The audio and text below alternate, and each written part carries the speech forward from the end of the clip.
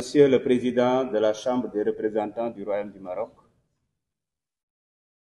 Mesdames et Messieurs les Présidents du Parlement des États africains de l'Atlantique, honorables invités,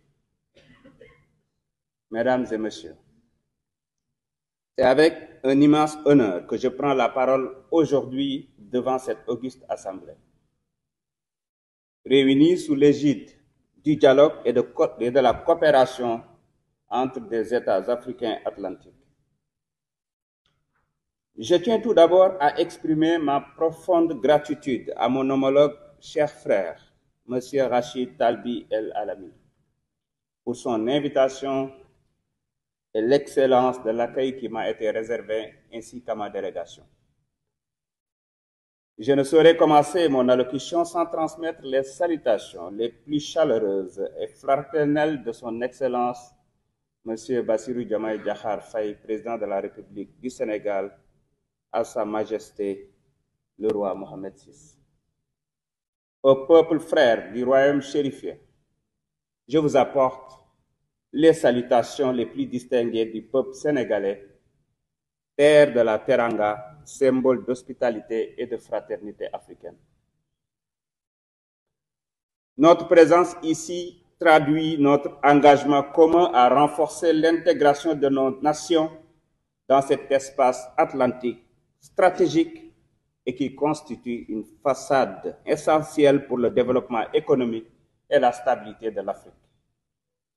Cet espace qui regroupe près de la moitié de la population africaine et plus de la moitié du PIB du commerce continental représente une opportunité sans précédent pour notre cher continent. Il nous appartient donc de structurer nos coopérations afin d'en faire un levier de croissance partagée et un moteur d'intégration régionale. Le Royaume du Maroc, sous la conduite éclairée de Sa Majesté le roi Mohamed VI, a su proposer une vision ambitieuse, fondée sur la conviction que seule une action collective permettra de transformer cette façade atlantique en un pôle stratégique de développement. Ce pôle reliant l'Afrique à l'Europe et l'Amérique du Sud.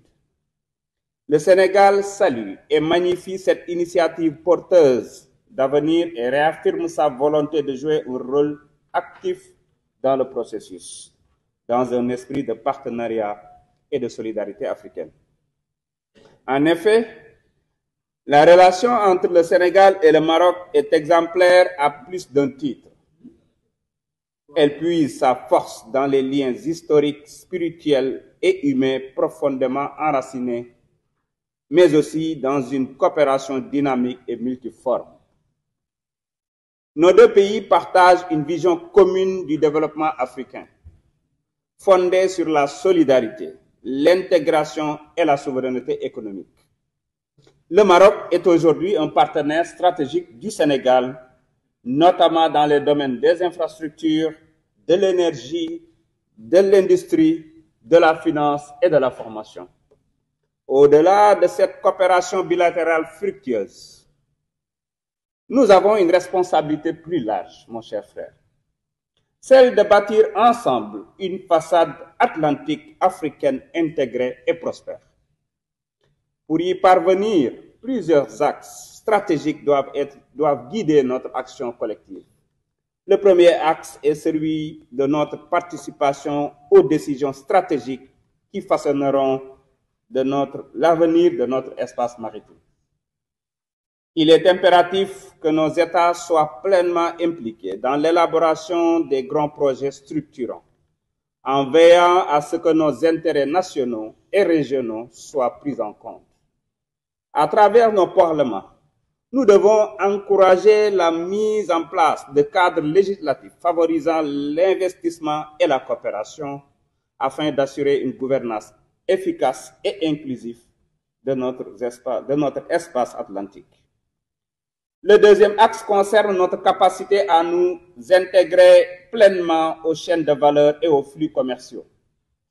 Le Sénégal est déterminé à positionner ses infrastructures portuaires comme des hubs essentiels dans l'architecture logistique de la façade atlantique.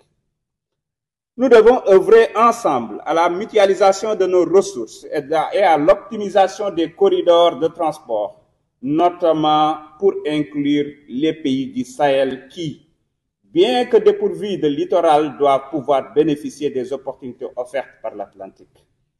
Le troisième axe porte sur la sécurité et le développement de l'économie bleue. Notre coopération maritime ne peut se limiter aux aspects économiques. Elle doit également intégrer des enjeux cruciaux tels que la préservation de nos ressources halieutiques, la promotion d'une pêche